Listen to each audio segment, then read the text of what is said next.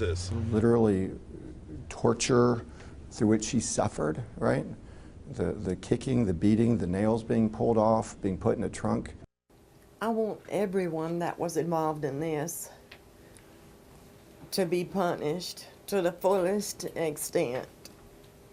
They had no right to take my daughter away from me.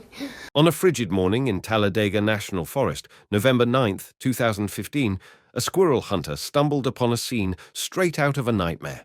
Around 9 a.m., deep in the woods, he discovered the mutilated body of a woman, bound to a tree with barbed wire, brutally tortured and decapitated. Her head lay several feet away, a chilling sight that would haunt anyone who saw it. Authorities quickly identified the victim as 29-year-old Samantha Payne, who had recently been reported missing. The gruesome nature of her death sent shockwaves through the community and left law enforcement facing more questions than answers. Was this a ritualistic killing, or had a sadistic predator found their hunting ground? Welcome back, everyone. And if you're new here, don't forget to hit that subscribe button and turn on notifications. Today, we're diving deep into one of the most horrifying unsolved cases in Alabama history, the disturbing murder of Samantha Payne. Samantha Christine Payne was born on October 30th, 1986, in Dallas County, Alabama. She came from a loving, close-knit family. Her parents, Roy and Suzanne Payne, her two caring brothers, Stephen and Jonathan, and her sister Katrina, who was her closest friend. Those who knew Samantha described her as warm, kind, and full of life. She had a gentle heart and a smile that people remembered, but her forgiving nature, while beautiful, also left her vulnerable. Samantha worked hard to put herself through college, taking on part-time jobs while still making time for her friends. But in her mid-20s, her life began to spiral. She got involved with the wrong crowd, and they introduced her to crystal meth. Her parents tried to help her get clean, but the addiction quickly took hold and changed the course of her life. On October 30th, 2015, her 29th birthday, Samantha was excited about a Halloween party. She planned to dress up as Dorothy from The Wizard of Oz, but felt unsure about the costume. Her mom encouraged her to enjoy the night. Samantha left home smiling. Her parents never imagined it would be the last time they saw her. In the days that followed, Samantha didn't return and couldn't be reached. Her mother, Suzanne, grew frantic and called the police to report her missing. 10 days after Samantha Payne disappeared, on the morning of November 9th, 2015, a squirrel hunter named Jeffrey Elliott was walking through the remote woods of Talladega National Forest in Alabama. As he neared a thickly wooded area off South Sandy Road, he stumbled upon something that would haunt him for the rest of his life. Tied to a tree with barbed wire was the naked, headless body of a woman. Her severed head had been tossed roughly 14 feet away. The body was badly beaten, mutilated, and already showing signs of decomposition, left to rot in the middle of nowhere. Shocked and shaken, Jeffrey immediately contacted authorities. Deputies from the Tuscaloosa County Sheriff's Office arrived quickly.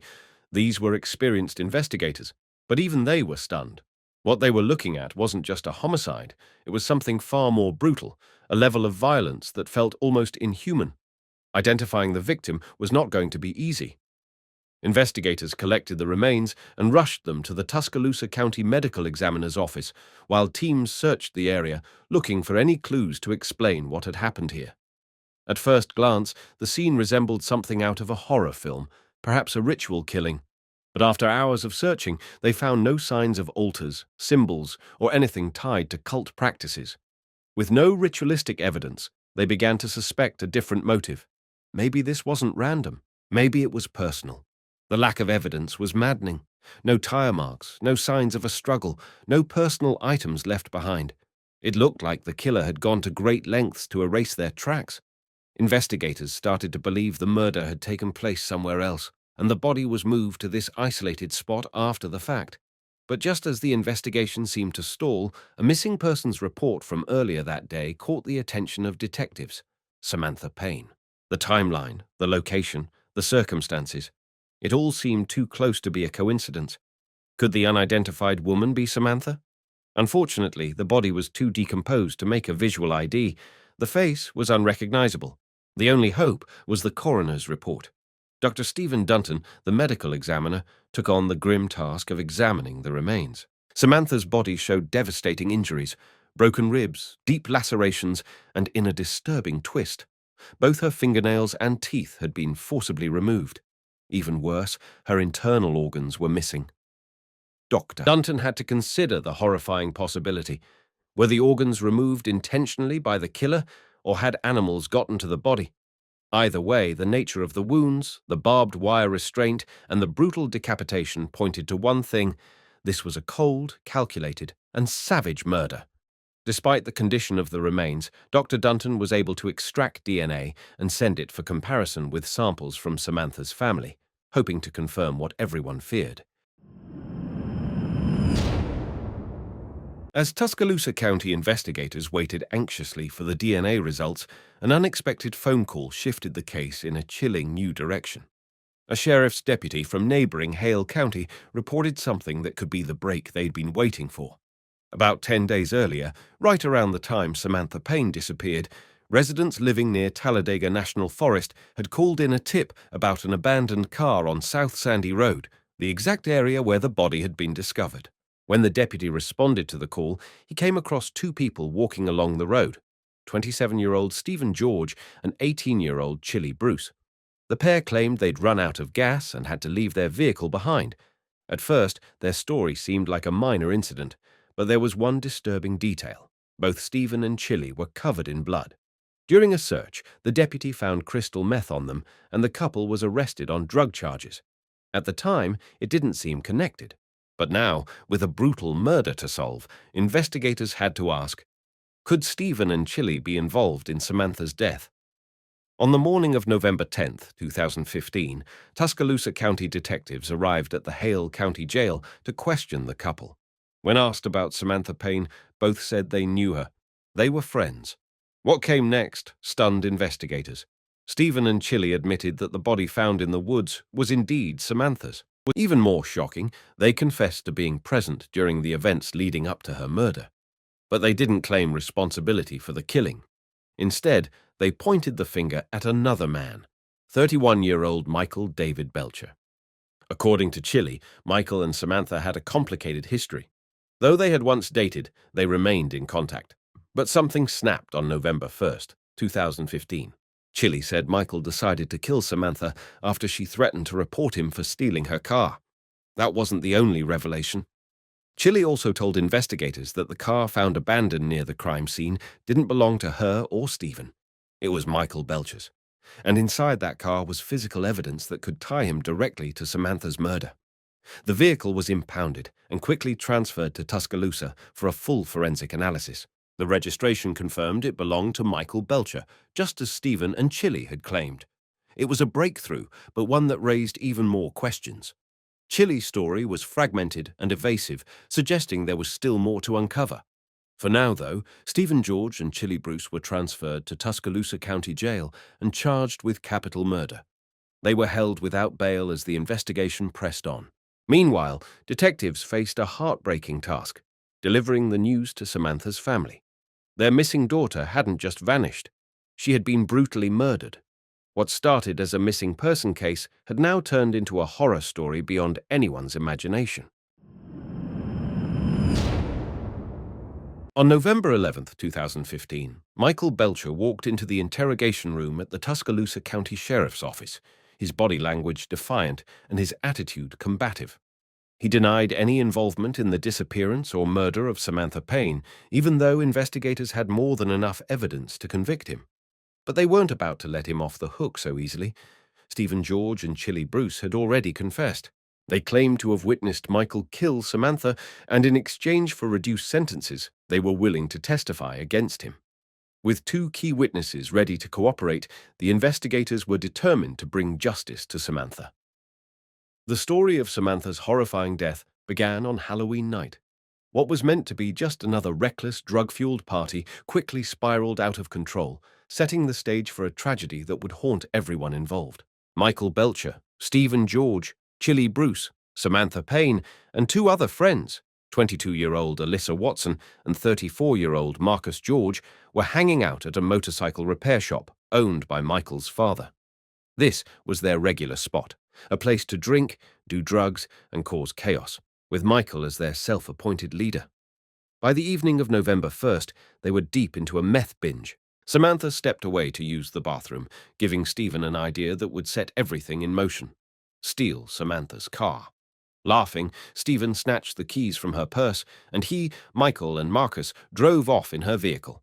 When Samantha returned, she seemed oblivious to their absence and didn't notice her car was missing. Hours later, the men returned, and the party continued, fueled by drugs and recklessness. Stephen later confided in Chili and Alyssa that they had stripped Samantha's car, stealing the catalytic converter and battery before setting it on fire. They laughed it off as though it was all just a joke, without a care in the world. Finally, as the night wore on and the group began to leave, Samantha noticed her car was gone. When she asked about it, her so-called friends brushed it off, pretending it was no big deal. But Samantha wasn't having it. She grew furious, and her anger escalated. She threatened to call the police, and that's when everything turned dark. That's when the night took a terrifying, irreversible turn. Michael realized the destruction was complete. Samantha's car had been burned beyond recognition, and there was no turning back. Worse, he knew if she went to the police, not only would they be charged with car theft, but they'd also face serious charges for possessing meth. The situation had escalated far beyond Michael's control. Panic overtook him. In that moment, he made the chilling decision. Samantha had to be silenced. Stephen and Chili's accounts revealed Michael's immediate, violent response. Without warning, he lunged at Samantha, throwing her to the ground with brutal force. He then began a savage assault, kicking and punching her until her face was a swollen, bloody mess. Weak and badly injured, Samantha couldn't fight back. Michael, with Stephen and Marcus's help, bound her hands and feet before tossing her into the trunk of his car. With no clear plan or destination, they aimlessly drove through the night as Samantha cried out in pain and pleaded for help. But her cries were ignored. Her nightmare was only just beginning. Eventually, they arrived at Michael's house, but the horror escalated even further. Before entering, Michael callously ordered Samantha to strip. Humiliated and terrified, she had no choice but to comply, walking into the house naked, exposed to the people she once trusted. The shame and degradation she suffered in those moments were unbearable. Inside, Michael and the others bound her wrists and ankles using whatever they could: cables, shoelaces, and a belt. The beating continued, this time more brutal than before, lasting for hours. Samantha, broken and helpless, had no hope of escaping. In Chili's chilling confession, it became clear there was no chance of Samantha surviving. After hours of unimaginable torture, they stuffed her back into the trunk of Michael's car and set off for the Talladega National Forest, where the final chapter of horror would unfold. As they drove, Samantha, desperate for her life, tried to claw her way out of the trunk. But her captors showed no mercy, pushing her back inside, hitting her with sticks until her desperate attempts to escape fell silent. When they reached the desolate forest, Samantha was dragged from the trunk. Her frail body, battered and broken, could barely withstand the torment. With her last bit of strength, she scratched Michael's face, trying to flee, but they quickly overpowered her. She begged for mercy, promising she would never tell anyone what happened. But her pleas were ignored. The group then tied her to a tree with barbed wire, ensuring she could never escape the brutal fate they had planned for her. In a grotesque attempt to erase any trace of evidence, Alyssa and Chili went to horrifying lengths. They used a knife to brutally tear out Samantha's fingernails and toenails, hoping to destroy any DNA she may have left behind while trying to defend herself. But their sadistic actions didn't stop there. They grabbed pliers and ripped out several of her teeth. Through the excruciating pain, Samantha continued to speak words of love and forgiveness for her tormentors, her pleas falling on deaf ears, ignored by those she had once called friends. The final, heart-stopping act of violence came when Michael, driven by rage and paranoia, took a knife and methodically slashed Samantha's body. Hours of unimaginable torture had broken her spirit, and in her last moments, she could no longer fight. With a cold and calculated movement, Michael plunged the knife deep into her neck, slitting her throat in a brutal, final act that ended her life. Once Samantha was dead, the group further desecrated her remains. They discarded her severed head a few feet away from her body, adding to the macabre scene they had created. Her naked, mutilated body was left bound to a tree, a cruel symbol of the violent end she had suffered, abandoned alone in the depths of the forest. Without looking back, the group fled the scene, hoping that their heinous crime would remain hidden. When investigators learned the details from Stephen and Chili, they were left stunned and horrified by the sheer cruelty and inhumanity of the crime. Samantha's final moments had been marked by torture and agony at the hands of those she had once trusted. Determined to bring her killers to justice, investigators quickly moved forward, executing search warrants on Michael's home and vehicle. They were hell-bent on finding the evidence that would ensure Michael and his accomplices would face the full force of justice. With the confessions from Stephen and Chili in hand, investigators wasted no time bringing in Michael Belcher, Stephen George, and Chili Bruce. Inside Michael's home, they uncovered the car battery that Stephen and Chili had described, the very same one they had stolen from Samantha's car. A further search of Michael's vehicle revealed women's clothing stained with blood, adding more weight to the mounting evidence against him. To confirm the heartbreaking truth, Samantha's parents provided DNA samples that were tested against the remains found in the forest. The results were irrefutable. The body was indeed Samantha Payne. Additional tests confirmed that the blood found on Chili and Stephen's clothes, as well as the blood-stained clothing in Michael's car, matched Samantha's DNA, leaving no doubt. With this powerful evidence in hand, investigators moved quickly to arrest the remaining suspects, Alyssa Watson and Marcus George, on November 13, 2015. Their statements mirrored Chili and Stephen's confessions, confirming the chilling events. Both Alyssa and Marcus were charged with first-degree kidnapping and held on a $60,000 bond. In the process, investigators also uncovered Samantha's burned car beneath the Harrisburg Bridge in Bibb County, Alabama, exactly as Stephen and Chili had described. The pieces of the puzzle were falling into place, and justice for Samantha Payne was within reach. Armed with physical evidence and the confessions of all four suspects, investigators turned their attention back to Michael Belcher. But Michael remained defiant, stubbornly denying his involvement despite the overwhelming evidence. As the walls closed in, Michael reached out to his mother, asking for advice. Her words were simple, yet heavy. Be honest. In a heartbreaking twist, Michael asked her to care for his cat while he was in jail.